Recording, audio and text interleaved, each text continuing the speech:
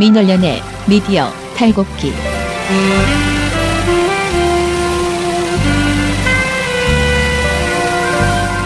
민원련의 미디어 탈곡기 44화 시작하겠습니다. 예, 저는 민원련의 김언경 사무처장이고요. 미디어 탈곡기의 이장입니다. 네, 저는 배나은 활동가고요. 분야회장입니다. 네, 청년회장 이봉활동가입니다. 네. 근데 내가 늘 요즘 생각하는데 민원련이 뭐의 약자인지 사람들이 모를 수도 있지 않나? 그죠? 그래서 저는 이제부터 한 번은 조금 꼭 민주언론시민연합이라고 플레임을 말씀을 드리고 해야겠다. 이런 생각이 좀 들었습니다. 제가 요즘 그 소식지가 아니고 팟빵의 댓글 그 굉장히 하루에 한 번씩 꼭 보거든요. 그걸 보는데 민원련을 잘 아시는 분도 있지만 이제 어떻게 우연히 우리를 듣고 들어오신 분들도 있는 것 같아요. 근데 늘 말씀드리지만 민원련은 시민단체고요. 기자 아니고요. 그리고 네, 시민단체인데 언론을 감시하고 그리고 언론 문제를 교육하고 언론 관련된 정책을 내놓고 뭐 이런 일들을 하고 있는 시민단체입니다. 저희가 그래도 사자입니다. 사자가 뭐야? 사자 직업. 왜? 간사잖아요. 활동가만 생각했는데. 네. 아 너무 웃기다. 사자라고 어디 다니면서 그러십니까? 아, 저는 사자죠. 네. 훌륭한데.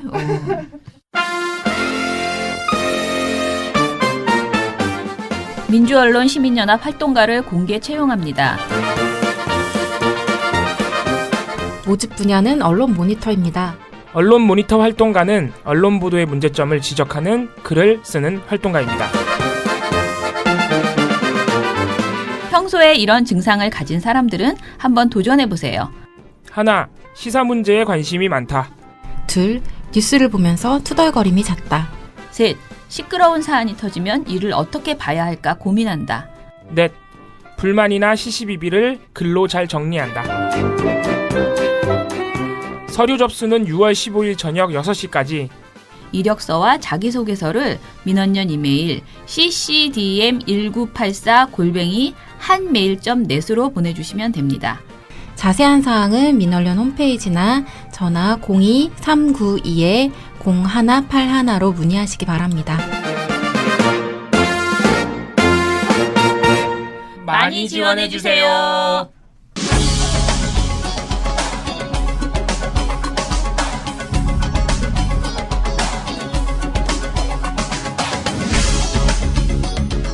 신문 이야기 돌직구쇼에 오신 여러분 반갑습니다. 저는 신문 읽어주는 남자 김주희입니다. 그동안 며칠 동안 얘기했던 그 신문 이야기 돌직구 쇼에서 사드 관련돼서 이제 사드 지난번에 한 3일 묶어가지고 이야기를 했고 그다음 이제 그 청와대가 조사 결과를 발표한 이후에 그 이후에는 어떻게 하고 있나 했었나를 정리하는 그런 돌직구 쇼 이야기를 저는 해볼 거고요. 일단은 그 조사 결과 발표한 게 6월 5일이었거든요. 근데 이제 저희 모니터 보고서는 6월 5일 날 아침 방송. 그러니까 아직 결과가 나오기 전이죠. 그러면서 방송에서 뭐라 그러면 조금 뒤에 조사에 대한 브리핑이 청와대에서 있을 것이다. 라고 말하면서 하는 방송을 먼저 이야기를 할게요. 이날은 그 서가번 전 국회의원이 그러니까 민주당 의원이었죠. 나왔어요. 그러니까 제가 계속 말하는 그 천편일률적으로 야권 성향, 그러니까 야권 성향, 그러니까 자유한국당 성향의 사람들이 많았던 그런 제 아직 이 여야가 지금 머릿속에서 계속 정리가 안 되고 있습니다. 많은 그 패널에서 한 명이 어찌됐든 이제 제대로 말을 할 수 있는 분이 한 분 나왔던 이런 토론이었죠. 이날이. 그랬더니 유난히 더 김진 앵커가 문제적인 진행을 더 많이 했다라는 것이 이날 얘기였습니다. 굉장히 흥분한 것 같아요. 제가 볼 땐. 아, 김진 그랬어요? 씨가. 네. 흥분했어요. 민주당 의원이 나와가지고 근데 이제 반박하니까. 왜냐하면 그 전까지는 평화로운 그 토론이 이루어졌는데 자기 마음대로 해도 됐는데 네, 뭔가 불편해지는 거지. 뭔가 그러면서 정상적인 말을 하는 사람이 있는 거예요. 그러니까 짜증이 나는 거죠. 굉장히 흥분합니다, 이분이. 근데 이분이 이제 그 조사 결과가 있을 것이다, 브리핑이 있을 것이다라는 말을 하면서 나는 오늘 우리 그 조간신문을 토대로 해서 방송하는 거니까 이 방송은 조간신문을 가지고 이야기를 하겠다라고 먼저 청와대 주장과는 상관없이 청와대 브리핑과는 상관없이 그러면서 뭐라 그러냐면 이 사드와 관련해서 국방부가 고의로 보고를 누락했다라는 하겠다라는 청와대의 주장은 네. 사실과는 조금 많이 부풀려져 있는 것 같다라는 의혹을 저희 돌직구쇼뿐만 아니라 여러 조간 신문에서 나왔습니다.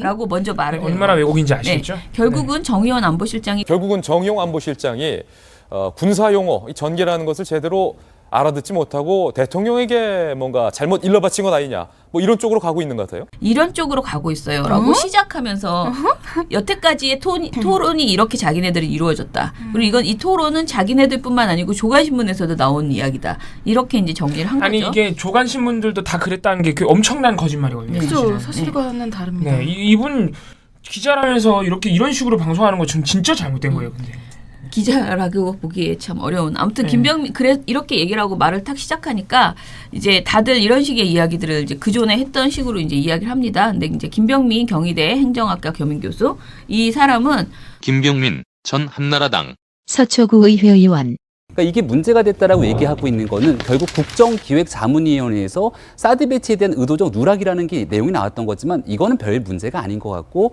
이건 별 문제 아니다. 별 문제는 아니에요. 왜요? 국정기획자문위원회 보고 안 한 여기서 거는 계속 이야기, 그 다음 날도 쭉 얘기하는 건요. 국정기획자문위원회는 공무원만 있는 것도 아니고 외부에서 들어온 많은 사람들이 있고 그렇기 때문에 그 사드 배치에 대해서 말할 수 없었던 것이 당연하다라는 주장을 해요. 그러니까 그런 보고서를 내는 것은 있을 수 없는 일이다. 그거는 비밀이니까, 군사 비밀에 가까운 내용이니까 문제는 여기에 누락한 것은 아무 문제가 안 되고 청와대에 따로 보고를 했어야 되는데 그것은 좀 별도로 얘기하자, 이런 정도의 이야기고, 국정기획자문위원회에 보고 안 한 건 그 누구도 문제 삼지 않고 그냥 다 이거는 괜찮다라는 식으로 그 여기 출연자들이 다 그렇게 이제 이야기를 하더라고요. 그런데 다만 김지혜 변호사가 그거를 말로 보고하는 게 아니고 문서로 보고했어야 된다, 청와대에. 그 주장은 하죠. 그러니까 청와대에는 했어야 된다. 그런데 구두로 보고해야 된다고 또 우기잖아요. 이 자들이 그건 구두로 하려고 했다라고. 심지어는 구두로 했다고 우기죠. 이미 했다. 예. 그런데 구두로 하면 안 되고 문서로 했어야 된다라고 이제 김지혜 지금 변호사는. 이들의 주장은 일관적인 게 구두로 이미 했다. 그런데 정용 못 안보실장이 알아들었다. 쉽게 말해서 바보라서 못 알아들었다 이거예요. 진짜로. 예. 그건 아니 그 사람들 추측 아니에요? 지들 마음대로 보는 거죠. 아무튼 근데 이게 말도 추측이 이제. 아니고 이거는 국민이 다 아는데 왜 못 알아들었냐, 계속 이 주장을 하는 거짓말이에요, 거지. 거짓말. 여러분도 아시고 나도 알고 다 국민에게 계속 그렇게 호소하는 그런 내용이죠. 아, 이제 국민들이 정말 나도 못 알아듣는다고 말 좀 많이 해주셔야 되는데 얘네는. 아무튼 그러면서 김병민 씨가 뭐라 그러냐면은 정의용 안보실장이 보고를 받는 과정에서 약간의 커뮤니케이션에 오해가 있었던 거를 좀 잘못 보고하고 전달 과정에 이 미스가 있었다라는 건데, 이 두 가지 문제 중에서 청와대의 솔직한 부분에서 혹시나 정의용 안보실장이 이해가 좀 부족했던 부분이 있다라면 좀 저는 국민들 앞에 미안하다, 사과한다, 과정상의 오해가 있었다라고 얘기를 할 수도 있다라고 보여지고요. 라고 이야기를 무슨 합니다. 말인지 아시겠어요? 네.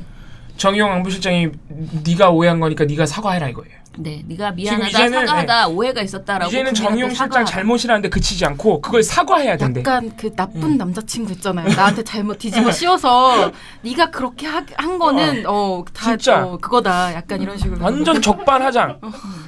그러면서 청문회를 열자고 했던 여당의 주장이 바뀌었잖아요. 그러니까 그 더불어민주당이 그 처음에 청문회까지 열어야 된다고 막 주장을 하다가 그 6월 1일에 사드 대책 특별위원회 차원에서 국방부 보고 누락 사건이 발표된 뒤에 이를 국기문란으로 이제 규정하면서 청문회 열어야 된다고 주장을 했어요. 그런데 4일에 당 차원에서 이것이 너무 심각한 정치 쟁점화되어서 좋을 것이 없다고 판단을 해서 보고 누락은 반드시 짚어야 하는 문제지만 한미 정상회담을 앞두고 정치 쟁점화되는 건 피해야 한다면서 원내에서 논의하고 있지는 않다. 그러니까 청문회를 논의하지 않는다라고 밝혔어요. 그랬더니 신이 난 거예요, 이 사람들이. 그 왜냐면은 봐라.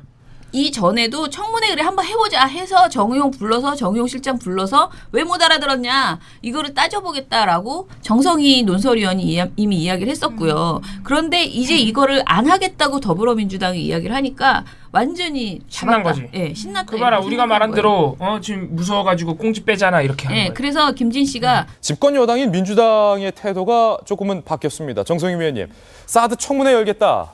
이거는 국기문란이다라고 맹공을 펼쳤던 민주당에서 뭐 진짜 청문회 하자는 건 아니었다. 뭐 한 발을 뺐다면서요. 라고 질문을 해요. 이 벌써 여기서 네. 왜곡이 발생했죠. 진짜 청문회 하자는 건 아니었다. 민주당이 이렇게 말한 적이 없거든요. 그랬더니 정성희 논설위원이 이제 막 신나서 얘기를 합니다. 우리는 이제 얘기를 언급도 한 명도 안 하고 한 분도 안 하고 있으니까 이제 와서는 사드 청문회가 꼭 하자는 건 아니다. 이런 식으로 기류가 좀 바뀌고 또 청문회를 처음 시작했던 사드 특위 김용호 의원이 이렇게 얘기를 했네요.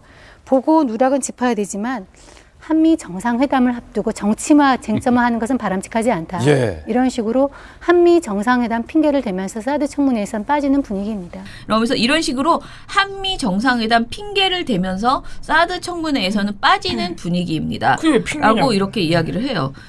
제가 말한 것처럼 이 사람이 그 전엔 정의원 안보실장 불러서 한번 물어보겠다라고 얘기했잖아요. 그러니까 근데 한번 생각해 보세요. 이 사람들이 만약에 민주당이 청문회를 하자고 계속 우기면 또 어떤 말을 했을지 한번 말해봐. 어떻게 말했을까? 미국 심기를 그렇게 어지럽혀도 돼 지금 한미 정상회담을 앞두고 있는 상황에서 이 사람들이 지금 집권 여당으로서 할 짓이냐 이게. 그러면서 안보 막 불감증이다. 네. 또 이런 그렇게 했을 거예요. 엄청 혼났겠죠. 100%. 정말 난리가 났을 거예요. 그런데 안 한다고 했더니 그러면 참 잘하셨습니다. 이거는 현명한 선택입니다. 이렇게 말하는 게 원래 정상인 자기네들 그 주장으로는. 그런데 이제 와서는 깐족거리는 거죠. 굉장히 비아냥거리면서 이거 빼려고 하는 거 봐라, 이거 봐라. 자신 없으니까 이렇게 이야기하는 거예요. 그래서 저는 사실은 이렇게 점잖게 이번에 지나간 게 상당히 아쉽다라는 생각이 정말 많이 들었어요. 완전 굉장히 많이 들었어요. 이 방송을 때려잡았어야 되는데. 그쵸? 네. 저는 정말 그런 생각이 때려잡았어야 돼요. 한민구, 김관진 이걸 싹 다 불러가지고 김관진은 이미 물러났지만 잘라버렸어야 돼요. 근데 이제 서가번 그 의원이 계속 여기에 대해서 왜냐면 이 분위기가 도저히 적응할 수 없는 분위기거든 정상적으로는. 그러니까 이제 계속 여러 가지 이야기를 했어요. 그리고 다른 걸로 막 화제를 돌리고 다른 사람한테 다른 질문을 하고 서가번 씨 말과 전혀 상관없는 질문을 하는 이런 사례가 계속 있는 거예요. 그래서 몇 번이었더니 세어보니까 5번을 서가번 씨가 말할 때마다 말을 끊거나 돌리거나. 네, 말을 끊는 이유가 되게 웃겨요. 그거는 우리가 저번 주 방송에서 얘기를 했으니까 안 할래요. 네, 맞아요. 그런 거예요. 서가번 씨는 그 전 주 방송에서 뭘 했는지 알 바 아니에요. 나는 오늘 게스트로 니들이 초대해서 왔는데 내가 뭔 얘기를 했더니 그건 저번 주에서 안 하겠대. 근데 그게 뭐냐면 그 말이 뭐냐면은 사드 배치 절차 자체가 문제가 많았다라면서 대통령께서 얘기했던 게 뭐겠습니까? 국내적인 이 절차의 문제가 있다. 공정한 절차의 문제. 다른 게 아니고 환경영향평가가 그중에 핵심이지 않습니까? 사드 문제 본질에 대해서 얘기하자면 그렇죠. 저희가 지난주에 결국은 계속해서 했기 그렇죠. 때문에 과감해. 네. 넘어가요. 그냥 넘어가요. 네. 말 끊고. 대박이다. 서가번 씨가 결국 괌에 미군에서 괌에 배치할 때는 2년 동안의 환경영향평가를 받았거든요. 또다시 또 말을 하려고 그런 거예요. 네. 그랬더니 우리는 환경영향평가에 대해서는 말하고 싶지 않아요. 왜?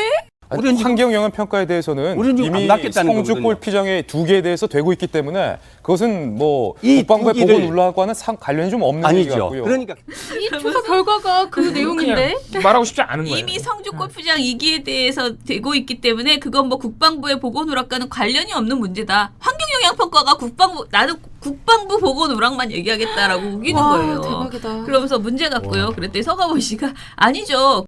관련이 좀 없는 얘기 아니죠. 같고요. 그러니까 그런 의심이 합리적 예. 의심이 있다는 게 2기를 배치 먼저 해놓고 나머지 이 4기는 예. 전개가 6기가 배치돼야 전개인데 2기만 배치해놓고 나머지 4기는 지금 감춰놓은 거 아닙니까? 확인도 해주지 않고 보고도 안 했습니다. 답변을 했어요. 그랬더니 이 김진 씨가 또 다시 갑자기 느닷없이 23일 이 문제 국방부 자체들을- 보고서 내용 다시 한번 띄워주세요. 이 사람 말 못하게 하는 거예요. 다른 화면 띄워달라고 대박. 이렇게 하는 거예요. 그때 서가번 이 씨도 정도 되면 거의 깡패 방송이죠. 서가번 씨도 의제야금이냐 이 문제 자체를 계속 얘기해. 계속 얘기해. 네, 엄중하게 본 거죠라고 계속 말을 이어가요. 근데 김진 씨가 또 무시해요. 보고서 내용 다시 한번 예, 띄워주시죠. 이 문제 자체들을 당시로서는 대단히 엄중하게 본 거죠. 띄워주시죠. 띄워주시죠. 3월 6일부터 4월 23일까지 사드 책이 전개됐다. 이거에 대해서 띄워주시죠. 이렇게 이게 보고가 됐다. 강심장과 네. 강심장의 대결이 뻔뻔한 사람의 이 대결이라고나 할까. 아니 서가번 씨도 아마 돌직구쇼에 대해서 알고 있었을 거예요. 그럼요. 여기 계속 나오는 분이에요. 일주일에 한 번만 나오시긴 하지만 이 사람 스타일을 알고 그리고 이제 제가 이 친구들한테 모니터하는 친구들한테 물어봤어요. 왜 돌직구쇼가 요즘 이렇게까지 우리가 더 제보가 많이 들어오고 우리도 이렇게 광분하는가 그랬더니 서가원 씨 정도에 되는 분들이 두세 분 더 있었는데 그분들이 다 빠진 상태. 그래서 유난히 이렇게 패널이 편향적으로 된 상태였다. 그래서 서가원 씨가 굉장히 지금 외롭게 싸우고 있는 그런 상황이다라고 얘기를 하더라고요. 그래서 아무튼 여러 차례 이분의 말을 돌리거나 다른 주제로 바꾸거나 하면서 특히 환경영향평가 얘기는 하고 싶지 않다라고. 아니 세상에서 어떤 시사 프로그램 또는 뉴스 프로그램이 자기가 하고 싶지 않다고 특정 주제를 피해가고 아니 그거 사드 문제 하면서 그 얘기를 안 하면 어떡하지? 대단한 방송이에요. 진짜 여러모로 진짜 폭탄 맞아야 되는 방송입니다. 네, 진짜 웃기는 내용이에요. 그래서 그 막 말을 하다가 아무튼 자기들이 만든 그 화면들 그거를 그냥 막 계속 보여주면서 서가원 씨는 상관없다. 당신은 무슨 말을 하던 이렇게 여러 번 패널에 말을 끊고 자신들이 원하는 토론의 방향으로 갑니다. 근데 이렇게 이야기를 하다가요. 본인이 계속 중간중간에 말을 해요. 문제 삼는다는 것은 제가 봤을 때는 국방부 출입 기자로서 적절치 않아 보이는데요. 뭐 이견은 있을 수 있습니다만 사실은 국방부를 취재해 보면 이게 왜냐하면 또 제가 오랫동안 안보를 취재했기 때문에 이 사실은 명확하거든요. 근데 라고 하면서 자기가 이걸 잘 안다. 네, 오랫동안 했다고. 오랫동안 해서 자기가 잘 아는데 나는 오늘 앵커니까 지금 편파적인 진행을 하지 않기 위해서 자제하겠대 자기 의견은. 그러나 계속 얘기하고 있어. 계속 말을 끊거나 이런 행동을 합니다. 그리고 이제 발표 결과가 나왔잖아요. 조사 결과 발표가 나왔어요. 조사 결과는 이제 어제 배나은 활동가가 자세히 얘기했기 때문에 그것 자체는 이제 제가 얘기하지 않고요. 조사 결과가 나온 이후에도 이분들은 이제 용두사미라고 이제 비판을 합니다. 전형적인 프레임이에요, 저쪽에. 네, 용두사미 결과였다라고 하면서 왜 이렇게 별것 아닌 걸로 수습할 문제를 그렇게 대통령이 흥분해서 그게 충격적이었다라고 말을 하고 국방부 군기를 잡으려고 오버를 했느냐. 결국은 그냥 그야말로 이 사람이 말하기를 별 3개이긴 하지만 어찌됐든 실장 정도 급을 그냥 자리를 배치한 것 이외에 아무것도 드러난 게 없지 않느냐라고 계속 이야기를 합니다. 별것 아니었는데 청와대가 일을 크게 벌렸다. 정말 판단 잘못한 것이다. 이런 주장을 거듭 이야기를 하는 그런 내용이었습니다. 그러면서 아무튼 제가 아까 말한 것처럼 이분이 이거 뭐 저도 외교안보를 오래 취재했기 때문에 하고 싶은 말은 많지만 말은 많으나 말은 생략하도록 하겠습니다. 앵커로서의 중립을 좀 지키겠습니다. 아우 진짜. 아우 얄미워. 그러면서 계속 아무튼 굉장히 우스꽝스러웠어요. 왜 구두보고 안 했어? 이거 하나 가지고 이렇게 일을 크게 만들었다라고 계속 혼을 내줍니다. 그냥 그 말 그냥 해서 서면으로 구두로 봤던 보고로 비밀이니까 구두로만 들어도 되는 일이었는데 이걸 가지고 이렇게까지 청와대가 이렇게 오바를 했다. 계속 이 얘기를 하고 있었습니다. 앵커라는 말이 한국에 와서 참 고생합니다. 진짜 이분은 문제가 있습니다. 저는 아무튼 이분의 이런 황당한 행동을 심의에 다 걸어서 특히 이 서가원 씨하고 둘의 이 대화는 풀 다 해가지고 걸어서 진행의 문제로 분명히 가야지 될 것 같습니다. 그리고 이 김진 씨가 약간 이명박 전 대통령 과예요. 계속 무슨 말 이렇게 뭐든지 다 자기가 해봤대. 자기가 정말. 싫어하는 자기 말에 대한 반론 뭐 이제 보고 누락이 심각한 문제라든가 뭐 구두 보고 했을 때 제대로 보고 안 된 것이다 이런 주장이 나오고 뭐 환경 영향 평가 얘기 나오면 꼭 하는 얘기가 내가 국방부를 오래 출입해봤는데 그거 오바예요. 이래요. 근데 내가 그거 다 알아요. 근데 그러면 이 사람 국방부만 출입했느냐? 그렇지 않습니다. 다른 주제가 나오면 나도 기자 해봤는데 이거 다 안다. 계속 그렇게 하고 있습니다. 참으로 대단한 분이다. 우리 사회에 그 이명박 병이 걸린 사람이 사실은 한둘이 아니죠. 그렇죠. 많은 사람들이 내가 그거 좀 해봤다고 다 그러면서 다 그거 전문가라고 그러죠. 네, 그러면은 저는 이걸로 마치고 시민이 단결만 하면 언론 집회 세력 무조건 이깁니다. 왜 종편이라고 하는가 하면 종일 편파 방송만 한다고 종편입니다. 종일 편파 방송이 내 욕이나 하고 엉터리 여론조사 발표나 하고 그래갖고 국민 여론을 오도를 하고 종편이 4개 중에 2개는 없애버리고 모든 언론 세탁기 이어서 한번 돌리겠습니다. 아니죠. 우리는 민원연의 미디어 탈곡기에 넣고 확 돌리겠습니다. 민원연의 미디어 탈곡기.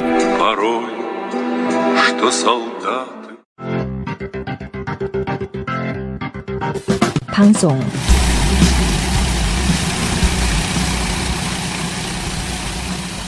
6월 며칠입니까? 7일. 네. 6월 7일 보도입니다. MBC 보도고요. MBC가 두 건의 보도를 냈는데 이게 뭐냐면 현충일에 문재인 대통령이 김용수라는 분이 있는데 이분이 뭐 하는 분이냐면은 방송통신위원회 상임위원이에요.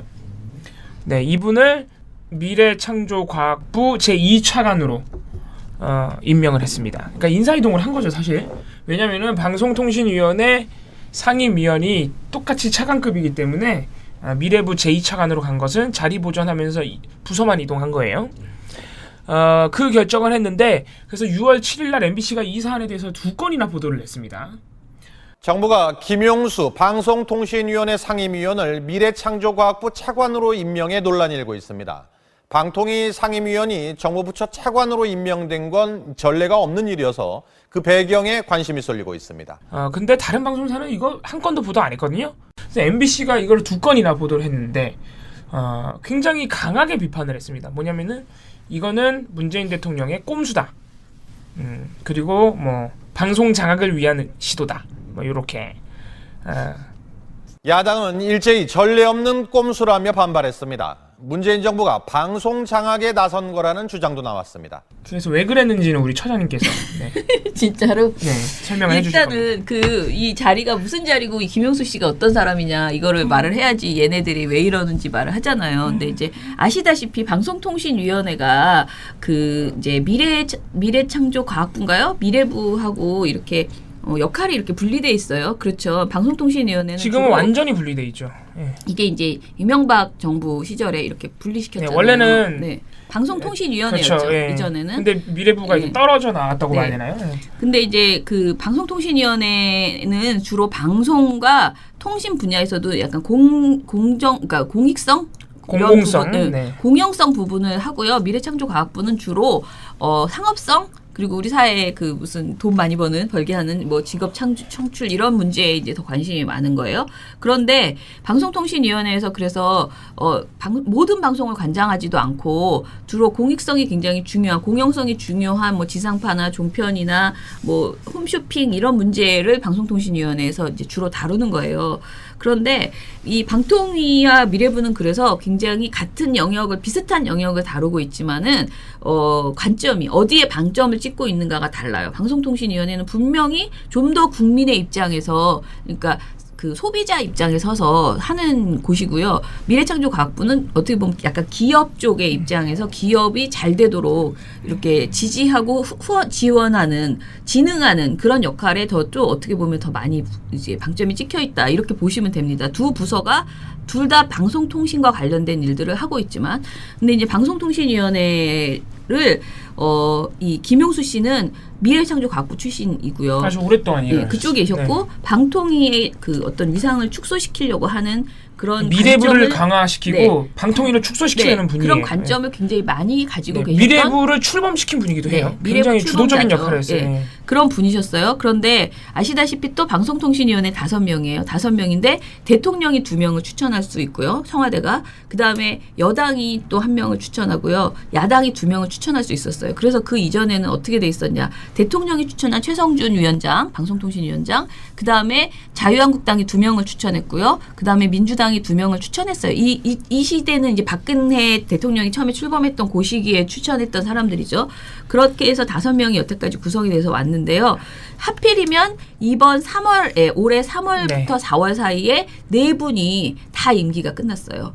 그러면서 한 분은 자유한국당에서 추천했던 분인데 이분은 자유한국당에서 연임을 시켰어요. 유임. 그래서 이 사람 3년 3월에, 더 하게 됐어요. 3월에 연임을 시켜서 3년 더 하게 돼서 한 분은 남아있고 그리고 한 분은 6월에 임기가 시작됐어요. 이 사람을 원래 다 같이 추천했는데 박근혜 대통령이 고3석 위원인데요. 박근혜 대통령이 이 사람을 시민단체에서 추천해서 이렇게 됐는데 마음에 안 든다고? 마음에 안 든다고 계속 그 임명장을 안 주는 거예요. 임명장을. 그래서 이 사람은 6월에 다른 사람 다 3월에 들어왔는데 이 사람은 6월에 들어왔거든요. 이건 민주당 추천입니다. 그래서 이분이 지금 6월까지 임기가 남아서 이제 끝났어요. 6월 8일 날로 임기가 끝났어요. 이미 어제도 끝나버렸네. 네.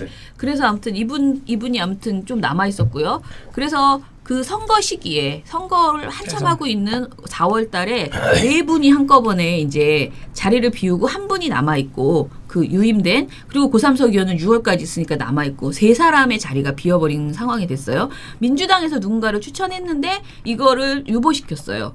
왜냐면 이건 선거 끝나고 다시 재논의하겠다 하고 유보시켰고요. 그리고 지금 고영신 씨를 추천하겠다고 난리치는 국민의당 아시죠? 야당 몫이죠. 거기도 이제 야당 몫이어서 국민의당이 한 티오를 지금 그 선거 결과로 그 가질 수 있거든요. 그래서 거기도 지금 유보시킨 어찌됐든 아직 안 뽑은 상태인데 한 자리가 있었잖아요. 근데 이 한 자리를 황교안 권한대행이 자기가 대통령 권한대행이라고 그 자리를 3월에 그러니까 4월에 뽑은 거예요. 김영수 이분 대선 전에 4월 5일입니다. 4월 5일 날 이분을 뽑았어요. 그러니까 사람들이 이때는 다들 그건 말이 안 된다. 이 자리는 선거 이후에 그 선출된 대통령 대통령이 몫이니까.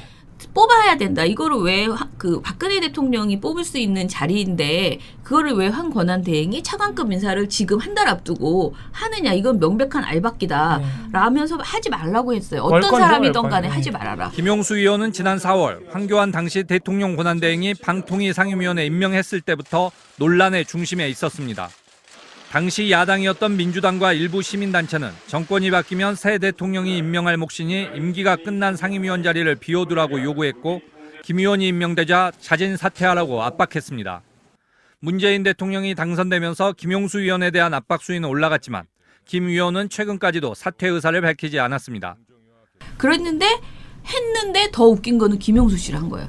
이분은 미래부에 있던 사람이고 방송통신위원회의 기능을 너무나 많이 축소하려고 하고 이 위원회가 필요가 없다고 하는 유의자였던 사람인데 그런 사람을 방통위원으로 상임위원으로 알박기를 딱 넣은 거죠. 자기네 사람. 명백히 새누리당 사람이에요. 예, 이 사람은 그냥 딱 지금으로는 이제 자유한국당이죠. 자유한국당 추천인이라고 보시면 돼요. 그러니까 결과적으로 어떻게 됐냐. 자유한국당은 느닷없이 원래 자기는 한 명만 뽑아야 되는데 한 명밖에 없는데 지금 두 명을 가진 게 된 거예요. 그런 지금. 상황이 돼 있는 거예요. 지금 그런 상황이었고 저희는 시민단체나 정말 방송통신위원회 안에서도 이 사람에 대한 그 거부가 굉장히 컸어요. 그래서 이 사람은 이 자진 사퇴해야 된다. 왜냐하면 임명을 철회하라는 거는 이제 더 이상 안 되니까 당신이 물러나야 된다라는 요구를 시민단체에서 많이 하고 특히 언론노조나 뭐 굉장히 많이 하고 성명서도 그럴 쓰고 분이 아니죠.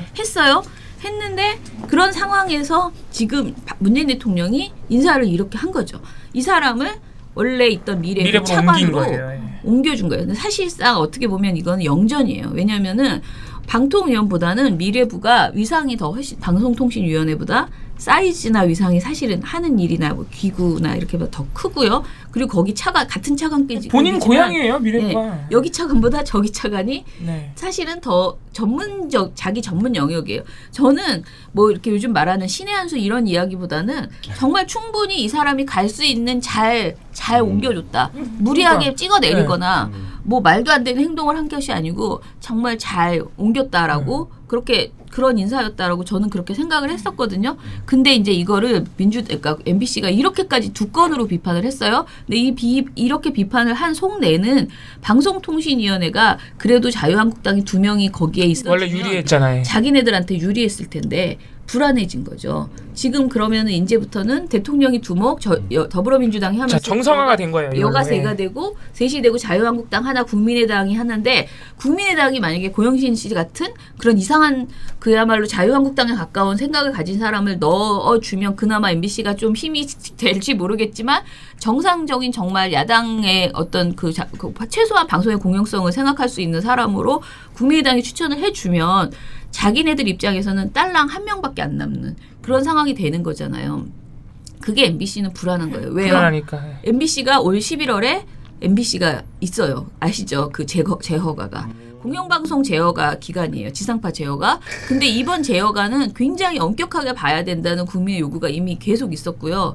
그런 상황에서 불안한 거죠. 방통위가 제대로 제어가 과정에서 심사를 한다면은 자신들에게 굉장히 많은 심사라는 것은 꼭 심사에서 탈락시키고 안 탈락시키고 이것만 있는 게 아니고 심사 과정을 통해서 MBC 전체를 진단할 수 있는 거잖아요. 그래서 객관적으로 너희들이 지금 방송을 어떻게 하고 있는지가 나올 것이기 때문에 이것이 제대로 됐을 때 엄정하게 됐을 때 굉장히 불안해지는 상황이 MBC는 있어요. 그러다 보니까 방통위에 촉이 가 있는 거죠. 그런데 세상에 대통령이 황교안 알박기 그 좋은 알박기를 뺀 거죠. 알빼기죠, 알빼기. 알을 뺀다고 생각하는 거죠. 그래서 화가 났어요. 그래서 어떻게 말을 하느냐. 대통령이 방송 장악을 하려고 시도하고 있다. 문재인 대통령이.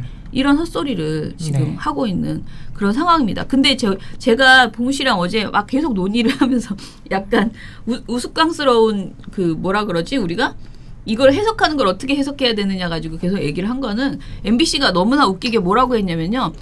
CG를 그렸는데요. 대통령의 사람, 그러니까 파란색으로 대통령이 할 수 있는 2명과 더불어민주당이 할 수 있는 3명을 파란색으로 그리고요. 그러니까 이게 이제 정부 여당 몫을 파란색으로 표시한 거죠. CG로. 그리고 자유한국당을 빨간색으로 그리고요. 그리고 국민의당을 초록색으로 그려서 테이블 5명이 앉는 테이블에 3명이 파란색, 빨간색, 초록색 이렇게 그렸어요. 근데 김용수 의원을 파란색 테이블에 이렇게 앉혀 있게 해놨어요.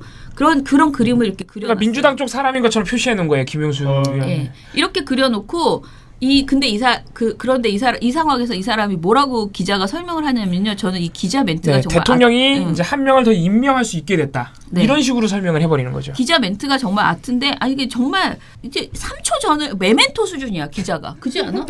그러니까 3초 전에 자기가 한 말을 뒤집어 자기 스스로 말한 거를 그러니까.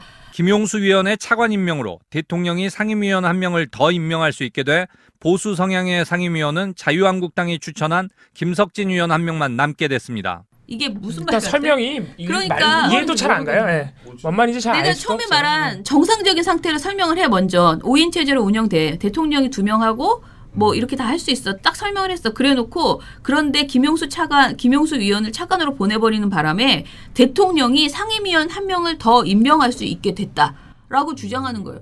그거는 원래 대통령 자리잖아. 원래 자리인데 마치 1명 더 뽑을 수 있게 된 것처럼. 마치 대통령이 1명을 더 뽑고 싶어서 일부러 지금 있는 옮긴 이 것처럼. 사람을 이 사람을 보낸 것으로 이렇게 얘기하고 그림도 이렇게 그려놓은 거예요. 그림을 그러니까 이 박근혜 사람을 문재인 사람인 것처럼 표시를 해놓은 거예요. 같은 파란색으로. 원래는 김용수 위원이 빨간색으로 표시가 돼야 정상이죠. 그러니까 저는 또 그런데 그걸 그냥 빨간색으로 하면 안 되고 파란색이 앉아야 될 자리에 빨간색이 걸어와서 앉은 걸로 그렇게 CG를 해줬어야 된다. 아니면은 이렇게 여기 황교안 총리까지 들어가서 황교안 총리가 이렇게 빨간 알을 던지는 이렇게 CG가 들어가야 되죠. 근데 아무튼 말도 안 되는 이런 장난을 하면서 MBC가 아무튼 대통령이 엄청나게 뭔가 그 꼼수를 부려서 자기 자리를 1명을 더 박아넣은 것처럼 이런 보도를 그러니까 방송 장악이라는 주장이 가능한 거예요. 그러면서 이제 이렇게 기본적인 사실관계를 왜곡해버리니까. 그리고는 이제 그 다음 보도에서는 그 야권 비판 야권들이 말한 비판들을 했는데, 근데 이 야권들 진짜 양심도 진짜 없어요. 진짜 너무해. 아무리 저는 야당 자유한국당이나 특히 국민의당 정말 화가 나더라고. 이 국민의당이 한 그 논평들을 보면은. 문재인 정부가 또 다른 언론 장악이 아니라 언론의 자유와 독립을 진정으로 원한다면 지금 당장 꼼수 인사를 철회하고 꼼수 인사를 철회해야 어디 간 것 같으세요? 이게 어디예요? 국민의당? 이게 국민의당이 한 거예요. 자유한국당이 아니라.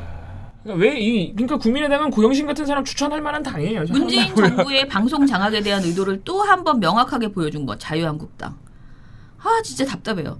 지휘국 공무원 자리에 정치꾼 인사를 낙하산으로 내려꽂는 사상 유례 없는 꼼수를 절대 용납할 수 없다. 이게 뭔 소리야? 그러니까 이것도 되게 웃긴 건데 정치꾼 인사를 낙하산으로 내려 꽂은 게 문재인 대통령이 아니라 황교안 총리라고요. 아주 그냥 자기네가 싼 똥을 말이야. 근데 이런 지금 제가 말한 자유한국당과 그 바른정당, 국민의당의 입장을 그러니까 하나 2개, 자유한국당 2개에서 4개를 쭈루룩 묶어가지고 한 보도에서 되게 열심히 설명해요. 그 기자가 막. 굉장히 열심히 설명을 하는. 국민의당이 생각보다 심각하네요. 진짜 이상한 사람들이야 거기는. 네네. 그렇게 했습니다. 그래서 제가 말하고 싶은 것은 이 자리는 원래 대통령이 추천할 수 있는 자리이고 원래 상식이 있었다면 황교안 그 대행이 상식이 아니고 진짜 완전히 그 뭐라 그래야 되나 이루 말할 수 없이 이상한 행동을 한 거예요. 월권이에요, 월권. 그러니까 선출직으로 뽑힌 대통령이 헌법적인 임명권을 행사하는 자리거든요. 거기도. 근데 그거를 대통령 놀이를 대통령이 파면된 상태에서 4월이면 대통령이 파면된 상태예요. 그 파면된 상태에서 파면된 대통령의 대행이 대선을 한 달 앞두고 대통령의 임명권을 행사한 아주 초유의 사태였죠. 그래서 방송통신위원회가 도대체 뭘 하나 이렇게 생각하시겠지만은 그 방송통신위원회는 진짜 방송의 독립성과 전문성, 그 공영성 이런 것들을 잘 그런 환경을 만들기 위해서 감시하고 관리 감독하는 거예요. 방송이 막 나가지 못하도록. 그래서 이 역할이 굉장히 중요하고 그래서 우리가 말하는 TV조선 재승인이나 이런 것도 다 방송통신위원회에서 결정하는 것이고 그러니까 지상파 제어가나 홈쇼핑이 말도 안 되는 행동을 했을 때 이것도 제어하고 그다음에 그 불법 광고 영업 이런 것도 다 제어하고 굉장히 중요한 역할을 하는 곳이기 때문에 이 자리에 이 3대 2구 뭐고 이런 것을 떠나서 정말 전문성 있고 정말 그러니까 자기를 뽑아준 어떤 사람이 아니고 국민에게 촉이 있는 그런 사람을 저는 뽑아야 된다고 생각을 하는 거예요. 저는 솔직히 말씀드리면요. 자유한국당에서 지금 한 명 그 유임된 분 있잖아요. 그 분이요. 생각보다는요. 진짜 자유한국당 스타일에 비해서는 상당히 합리적인 사람이 어느 정도냐면은 종편 재승인 때요. 종편을 더 이상 못 보겠다. 이런 종편은 볼 수 없다. TV조선은 안 된다라는 말을 본인이 여러 차례 그 회의 때 했고요. 자유한국당 추천위원인데. 자유한국당 추천위원인데도 이거는 너무하지 않느냐. 왜 우리가 이런 걸 감독을 못 하느냐. 이거를 그러니까 혼낸다는 말은 그렇고 아무튼 관리 감독해야 된다라고 거듭 얘기했던 사람이거든요. 그래서 저는 우리가 이제 잘 구성하면 그 부분들 이게 정부를 보지 말라는 거죠. 정부 여당, 그러니까 뭐 대통령 이런 거 보지 말고 그냥 이 방송을 국민이 봐줄 수 있는 방송인가. 그거를 보는 사람으로 구성되어야 한다. 예. 그런데 이 MBC가 오로지 자기네들 꼼수만 가지고 말도 안 되는 이런 보도를 내놨다. 그리고 심지어 이 보도에서 MBC가 굉장히 아쉬워하는 점이 뭐냐면은 이 5명의 상임위원들 중에 방통위원들 중에 보수 성향 위원이 한 명밖에 안 남았다. 이런 식으로 아쉬워요. 그 김석진 위원 아까 처장님 말씀하신 그분 말씀하시는 건데 그러니까 MBC가 얼마나 지금 뒤틀린 생각을 가지고 있는지 보여주는 딱 한 문장이에요. 왜냐하면은 방통위를 진보와 보수가 싸우는 장으로 보고 있는 거예요. 방통위 그런 곳이 아니죠. 전문성을 가지고 이제 건전한 방송 환경을 조성하는 그런 국가기관인데. 근데 여태까지 그 일을 못했잖아요. 계속 박근혜 정부가 임명한 3명이 그냥 완전히 뭐든지 3대 2로 해서 아무리 야당 추천위원 2명이 아무리 힘을 써도 되지 않는 그런 분위기였잖아요. 오죽하면은 그 625점 맞은 TV조선이 그런 재승인을 받았겠어요. 그러니까 그동안 그동안 지금 박근혜 정부에서 이제 일을 하신 그 5명의 위원들 중에 3명이 이제 박근혜 정부 또는 새누리당 쪽 사람들인데 사실상 그분 때문에 방통위가 아무 역할도 못했다고 보시면 돼요. 그러니까 더 구체적으로는 그 김석진 위원 정도는 빼고 박근혜 대통령이 임명한 2명 때문에 안 굴러갔다고 보시면 돼요. 최성준 위원장 이런 특히나 위원장을 대통령이 임명하기 때문에 그러니까 예를 들어서 KBS, MBC 문제에 대해서 MBC 노조 탄압하고 KBS, MBC 노조 탄압 그리고 여러 가지 이제 불공정 보도 또는 광고 영업 KBS 같은 경우는 뉴스에서 자꾸 자기네 드라마 막 홍보하고 그랬단 말이에요. 이런 거에 대해서 조사해야 된다고 그렇게 민원이 많았는데 단 한 번도 언급도 안 했어요. 언급도. 위원장이 공영방송 문제를. 그 TV조선 재승인 해줬죠. 불합격점 매기고도. MBN 불법 광고 영화 저희 민원연이 열심히 해가지고 다 했는데 검찰 수사 들어가지도 않았어요. 그 방송에 고발을 해야 검찰 수사를 하는데 고발을 안 하는 거예요. 맞아요. 그 명백한 불법이거든요. 그건 너무나도. 모든 전문가들이 전부 이거는 심각한 불법이라고 했는데 과태료 1,000만 원 때리고 말았단 말이에요. 이런 모든 상황에 대해서 다 박근혜 대통령이 임명한 위원들 때문에 다 그런 일들이 발생했던 거죠. 근데 지금 MBC는 그 박근혜 대통령이 임명하고 간 한 사람, 그 한 사람을 문재인 대통령이 다시 자기의 임명 권한을 회복하기 위해서 자른 것도 아니야. 영전시켰어요. 그런데 그거 가지고 방송 장악이라고 난리를 치고 있는 겁니다. 적폐 청산 가운데 가장 중요한 분야 중에 하나가 저는 언론 적폐라고 생각합니다.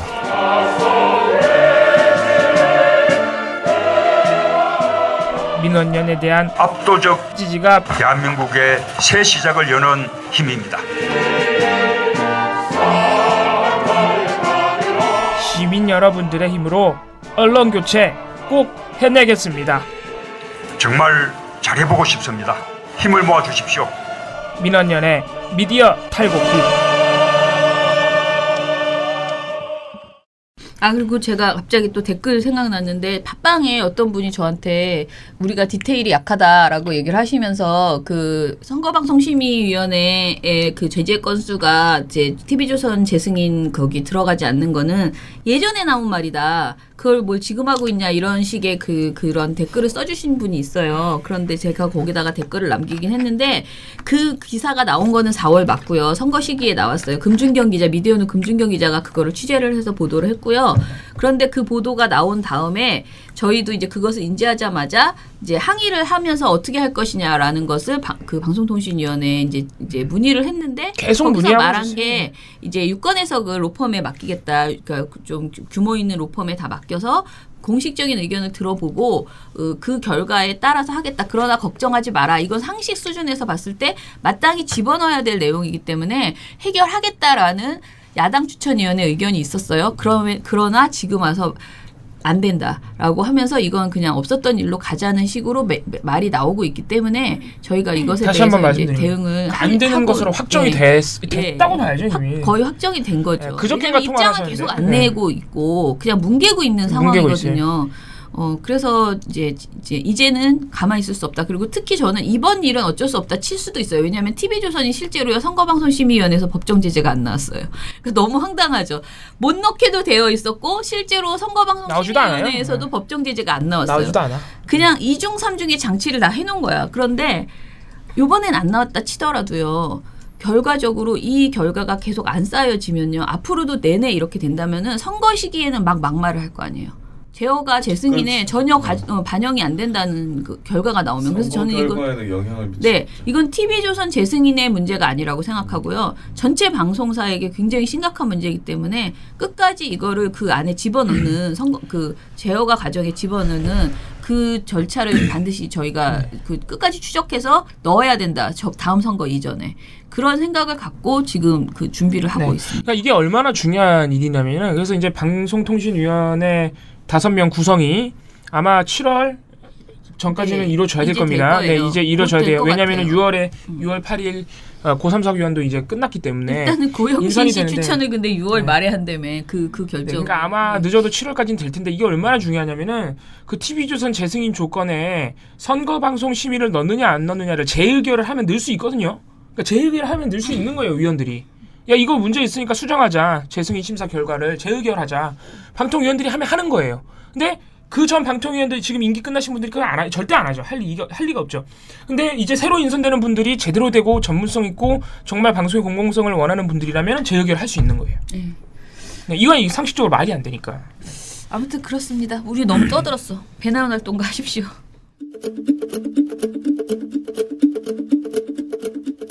신문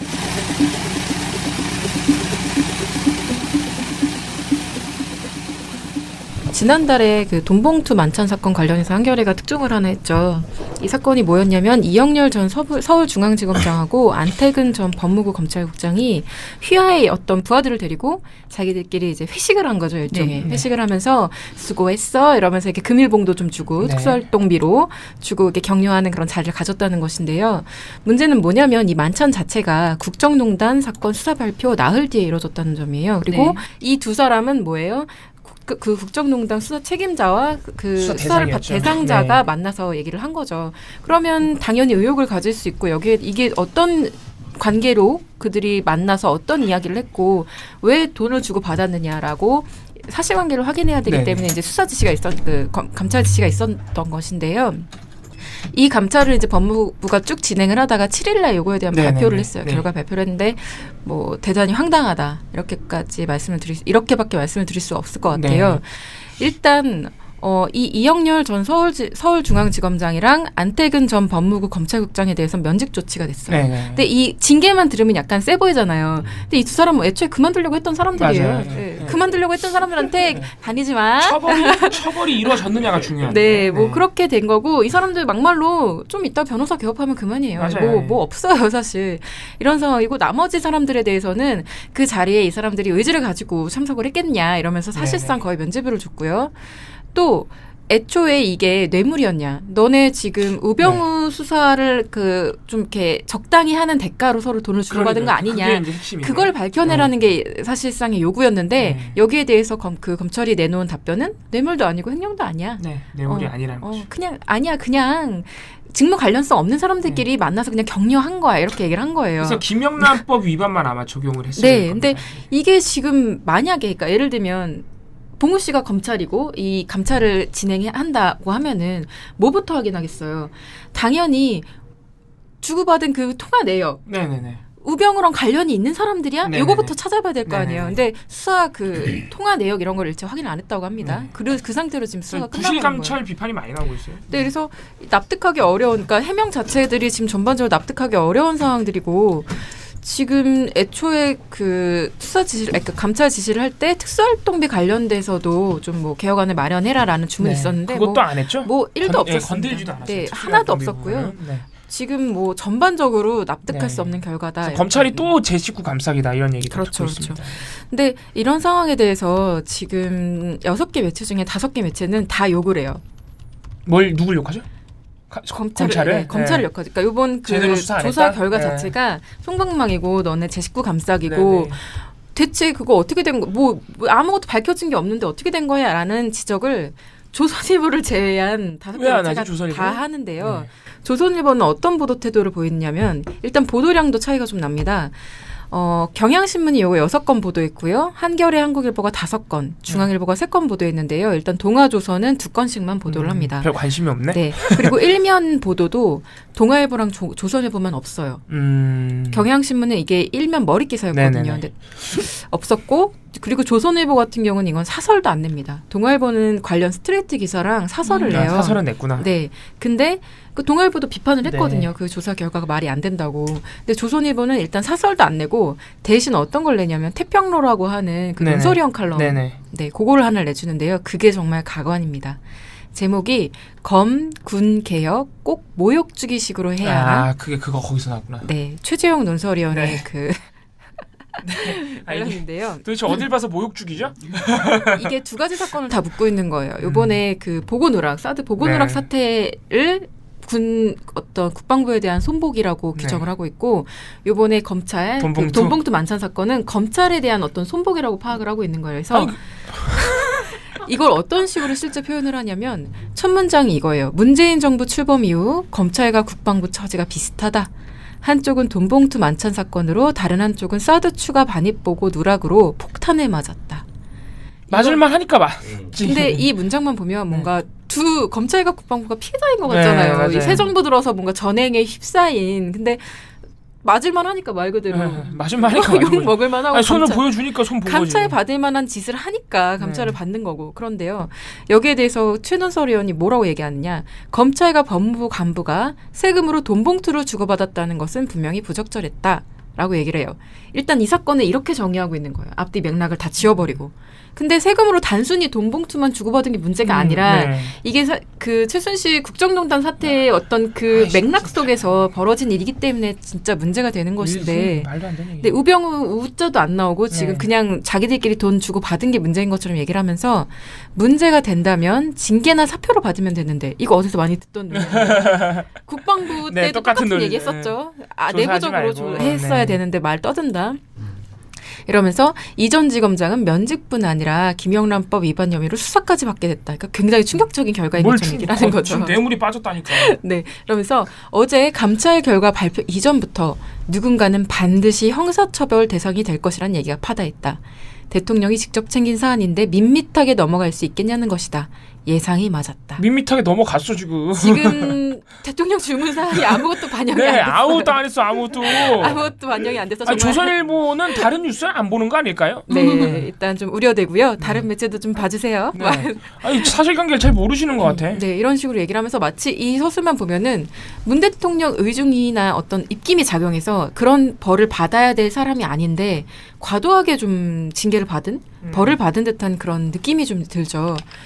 근데 이게 좀 이런 식으로 얘기를 쭉 하다가 나중엔 무슨 말까지 하냐면요. 문 대통령이 아직 권력의 1%도 안 썼다는 말이 있다. 내각이 출범하면 100% 가동될 것이다. 당연히 싫은 사람과 같이 갈 수는 없겠지만 당사자에게 모멸감은 주지 말았으면 한다. 그렇게 욕하던 전 정권보다 더하다는 말은 듣지 말아야 하지 않겠는가. 진짜 아무 말이나 막 하는구나. 이 칼럼의 마지막 결론입니다. 진짜 아무 말이나 막 하는구나. 뭐 이거는 사실 반박할 필요도 없고요. 가치가 없죠. 그냥 네, 그럴 가치가 없고요. 그냥 헛소리다. 네, 그렇게 말씀드리고 아니 범죄자를 처벌하는데 범죄자도 처벌하지 말라고 하면 뭐라 하는 거야. 그러니까 너의 힘은 지금 1%밖에 전개가 되지 않았는데 100%가 되면 어떻게 될지 너무 무서워 이거죠. 그러니까 네. 무섭긴 진짜 그 마음은 이해한다. 무섭다는 것인데 100% 발휘했으면 좋겠다. 진짜 좀 무서워하는 것 같긴 해. 그러니까 무섭다기보다는 뭐 어쨌든 걱정하고 있다는 싫은 거지, 싫은 거. 싫고 걱정스럽고 계속 이렇게 기고만장해 할까봐 싫다 뭐 그런 느낌인 거죠. 겁박성 기사는 좀 안 나오는 편이네 그래도. 예전에 막 겁박도 하고 그랬는데. 겁박 참 경계가 애매하죠. 네. 어떤 것까지를 겁박으로 봐야 될까. 참 일관적인 건 근데 참 인정해줘야 됩니다. 네, 정말 황당할 뿐입니다. 정말 인정해줘요. 우리 MBN처럼 얼굴색 확 변하지 않아요? 조선일보, 네, 그거는 굉장히 또 높게 평가합니다. MBN은 얼굴색 확 변해요. 채널A도 지금 바짝 엎드려 있거든요. 그러게 말이에요. 참 저런 일관성은 배워야 돼요. 이게 오래가는 비결인가 봐요. 그 어표군면의 그 아저씨 같은 거지. 그 누구지? 진실을. 아무튼 갑자기 이름이 생각 안 나는데 그 영화 배우 그분처럼 일관성 있게 그냥 보수도 확실한 보수 그 생계형 보수가 아니다 나는 뭐 이런 사람들. 근데 우리나라 보수는 정말 저거는 보수라고 할 수 없고요. 근데 되게 웃긴 게 만약에 보건오락 사태 같은 것도 박근혜 정권에서 일어났어 봐요. 난리 났지. 조선일보 거품 물었을 겁니다. 진짜. 삼성이라서. 네. 여자라서 무시하냐 막 이런 얘기도 했을 거예요 아마. 네. 그럴 때 꼭 분리하면은 박근혜는 여자다 이거 튀어나오잖아요. 언론들이 이명박근혜 아바타입니까? 실망입니다. 4차 산업혁명은 이미 우리 곁에 와 있습니다. 민원연은 4차 산업시대를 맞아 언론의 미래만 보고 가겠습니다. 우리나라의 기울어진 언론 지형을 바로잡을 단체 누굽니까? 민원연의 미디어 달곡기. 자, 우리 이제 드디어 제가 오늘 나오면서 생각했는데 진짜 이번 주에 제가 정말 쉬고 싶었는데 하루는 내가 쉬리라 했는데 그 쉬는 날이 하필 그 현충일 그 당일이었는데 또 그날 제가 연극 보느라 연극 보고 뭐 하느라 또 아주 늦게 들어가고 결과적으로 하루도 못 쉰이었더라고요. 그리고 다음 주는 저희가 굉장히 강행군이 이어지는 그 보니까 스케줄이 그래요. 그래서 정말 참 속상하다. 근데 어찌됐든 저는 다들 저한테 그렇게 말씀하시는데 6월에는 꼭 쉬어야 된다. 왜냐면 그동안 너무 5월까지 너무 우리가 바쁘게 지냈고 또 다시 바빠질 날이 온다라고 하면 6월 지금 이 한참 인선이 되고 있는 이 과정. 왜냐면 정부가 제대로 일을 시작하면 더 언론은 더 극성을 떨기 시작할 거고 그때는 또 이제 우리가 해야 될 일이 많고 사실 저는 민원연이 방송통신심의위원회가 재구성되고 방송통신위원회가 이제 세 사람으로 구성됐을 때 엄청 정말 제대로 그동안 안 했던 일들을 해나갈 수 있도록 그때는 더 우리가 좀 감시활동이나 심의도 좀 더 많이 제대로 넣고 이런 것들을 해야 된다고 생각을 해서 지금 호흡을 가다듬어야 되고 그러므로 이제 행복한 주말을 보내도록 하겠습니다. 저희가 할 일이 많아요. 아까 말씀드린 그 방심위 데이터베이스도 사실 구성을 해야 되고. 맞아요. 그래서 그 TV조선 재승인 조건에 선방심이 넣는 것도 그것도 참 열심히 하기 위해서 주말을 행복하게 잘 보내도록 하겠습니다. 저희 스토리 펀딩 그 말씀 드릴까요? 네.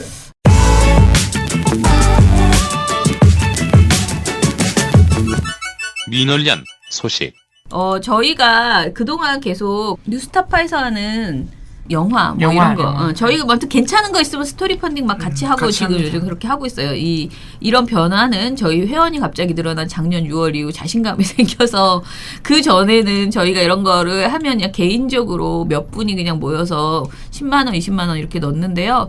회원분들이 많아지니까 한번 우리가 이런 걸 같이 보면 어떨까? 스토리 펀딩 같이 해보면 어떨까 하면서 시작했는데 지금 MBC 이건 MBC 문제는 아니죠. 공영방송을 되찾겠다라는 의미의 영화 공범자들이라는 영화를 그 뉴스타파의 최승우 PD가 지금 다시 또 영화 PD가 아니고 감독이 되셔서 영화를 만들었고요.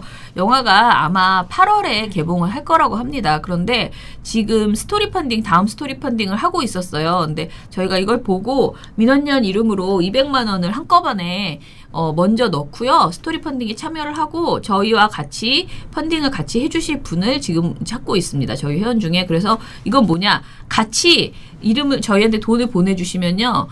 그 돈으로 스토리 펀딩 그 자막 올라가잖아요. 마지막 엔딩 크레딧에. 네. 그래서 민원연에서 가로 열고 쫙 우리 이름을 다 같이 넣는 그런 작업을 이게 저희 회원이 아니셔도 참여가 가능하시죠? 회원 아니어도 할 수 있고요. 네. 같이 넣고 그다음에 영화를 같은 날 같이 모여서 대관을 해서 봐요. 그러면서 이제 제작진들 불러서 관객과의 대화 이렇게 합니다. 그래서 지난번에 자백 때는 저희가 첫 번째 시사회였어요. 저희 시사회가. 그래서 굉장히 의미가 있었고 최승호 PD도 이런 자기의 영화를 이렇게 자기도 민원연 회원이고 오랜 회원이고 하다 보니 이렇게 해줘서 굉장히 기쁘고 뿌듯하다 뭐 이런 얘기를 하셨는데 이번에도 그때도요. 저희가 200만 원 낼 때 제가 처음에 100만 원을 넣고요. 제가 그냥 사비로 100만 원 넣고 이게 안 될지도 모른다고 생각했는데 푹푹푹푹 들어와서 200이 넘어서 230인가를 저희가 마지막에 끊었어요. 근데 이번에도 일단은 200을 넣어보기는 했는데 만약에 같이 보고 싶으신 분들이 많고 이 영화에 사실은 10만 원을 넣으시면서요.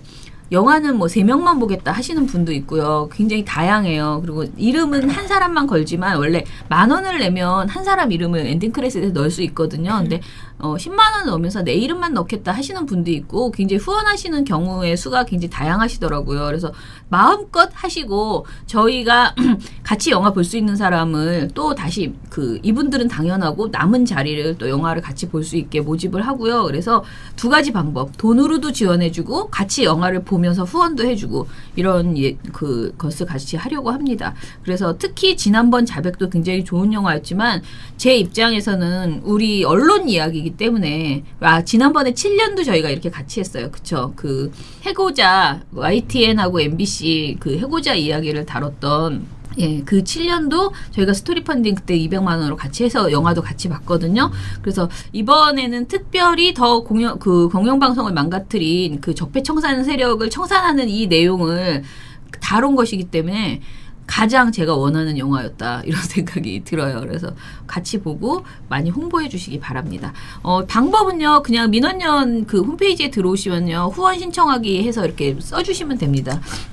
돈 보내주시면 저희가 이름 거기서 써주셨던 이름 그대로 거기다 넣고요. 영화에다가 넣고 그리고 같이 영화 볼 수 있는 날을 정해서 아직 개봉 일자가 정해지지 않아서 모르겠어요. 근데 정해지면은 연락드리도록 하겠습니다. 민원연의 미디어 탈곡기는 다음 주에도 열심히 털어드리겠습니다. 탈탈탈. 안녕.